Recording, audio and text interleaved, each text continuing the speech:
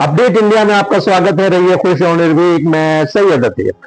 दर्शकों, अलीगढ़ मुस्लिम university department of linguistic के जेर तमाम आज माहिर लिसानियात प्रोफेसर एम.जे. वारसी ने एक ऐसे प्रोग्राम का इनेकाद किया जो कौमी सेमिनार था, जिसमें इस बात पर बहस की गई दानिशवरान के दरमियान कि एक लफ्ज के कई माने यदि समझे जाते हैं, कुछ ऐसा किया जाए कि एक लफ्ज के एक ही माने सभी जबानों के लोग समझे। इस पर बहुत ही शानदार एक कॉन्फ्रेंस का इनेकाद किया गया। Professor MJ. वारसी, जो खुद माहिर लिसानियात हैं, इस तरह के बड़े प्रोग्राम और रिसर्चेस करते रहे हैं। अब देखिए पूरी खबर तफसील के साथ। सर, आज किस तरीके का कार्यक्रम किया गया, क्या इसका उद्देश्य था, विस्तार से? आज एक यूनिफॉर्म साइंटिफिक टेक्निकल टर्मिनोलॉजी के ऊपर किया गया था। भारतीय भाषा समिति, जो मिनिस्ट्री ऑफ एजुकेशन का एक अंग है, उसके कोलैबोरेशन के साथ भाषा विज्ञान विभाग अलीगढ़ मुस्लिम यूनिवर्सिटी ने किया था। ये 2 दिनों की संगोष्ठी है, इसमें वर्कशॉप है।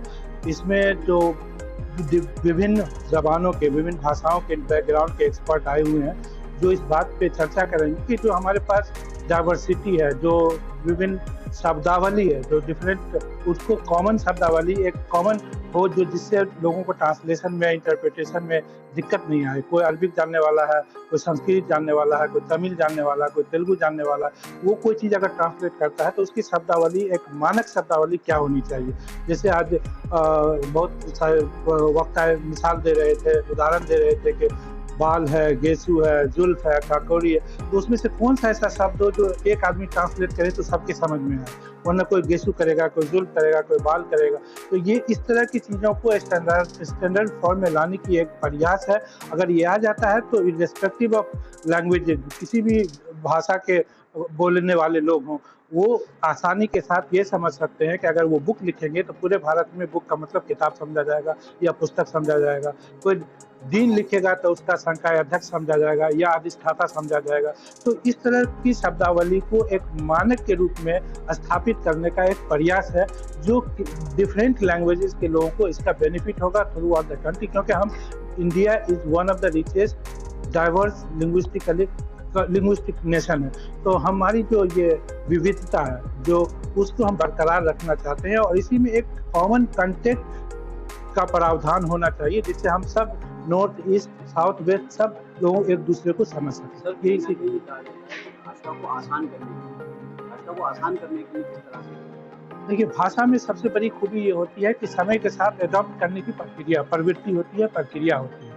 जो चीज़ें नई आती जाती हैं वो भाषा का हिस्सा बनता जाता है। जो नहीं होती है तो वहाँ पे एडॉप्ट करनी जाती है। जैसे दही है, धोती है, ये इंग्लिश में एडॉप्ट हुआ। इंग्लिश के बहुत सारे अल्फाज है, शब्द है जो हिंदी में एडॉप्ट हुए हैं। जैसे ऑफिस बोलते हैं, कोई भी आदमी को बोलिए कार्यालय, आपको सुनने को कम मिलते हैं, लेकिन ऑफिस हर कॉमन आदमी बोलता है।